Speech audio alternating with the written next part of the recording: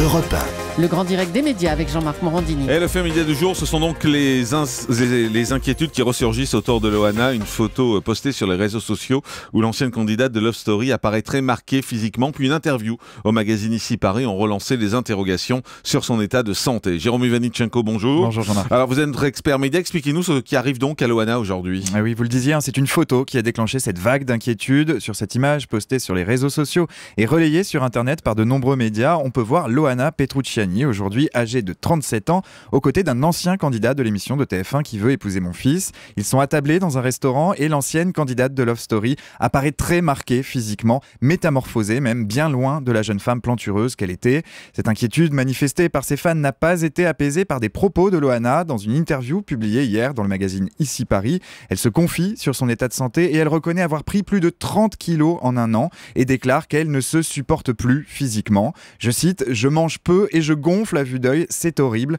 avant d'ajouter: « Ce sont les antidépresseurs qui font grossir mon corps, mais sans eux, je suis mal dans ma tête. C'est un cercle vicieux duquel Loana semble avoir les plus grandes difficultés à s'extraire. » Et si ces déclarations inquiètent aujourd'hui, c'est parce que le parcours de Loana depuis sa participation à Love Story ressemble vraiment à une descente aux enfers. Oui, depuis sa participation à la première édition de Love Story, souvenez-vous, c'était en 2001 sur M6, et le succès de son autobiographie écoulé à plus de 100 000 exemplaires l'année suivante, Loana traîne son spleen. Sa vie ressemble à un long chemin de croix émaillé de nombreuses phases de dépression nerveuse, d'une dizaine de tentatives de suicide et donc d'une transformation physique aussi saisissante qu'inquiétante. Une période passée loin de sa fille, dont elle a perdu la garde. Souvent, c'est l'entourage de Loana qui a été pointé du doigt, un entourage incapable de l'aider à gérer l'après et à supporter le creux de la vague après une surmédiatisation extrêmement violente et rapide. Voilà, une fois de plus, on se pose toujours cette même question, mais on a du mal à trouver la réponse, même si on a chacun un avis là-dessus. Est-ce que c'est la télé-réalité qui est responsable de cette descente aux enfers ? Nombreux sont les observateurs à penser que ces programmes d'enfermement effectivement sont de véritables machines à broyer les destins des candidats qu'ils mettent en lumière.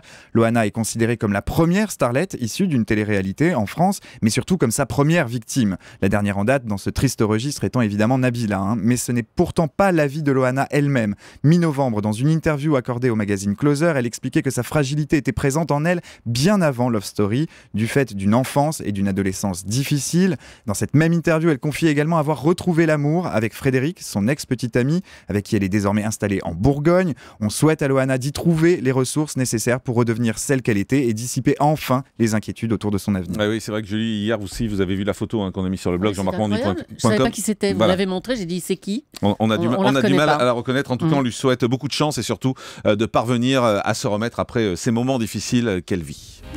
Le grand direct des médias, Jean-Marc Morandini.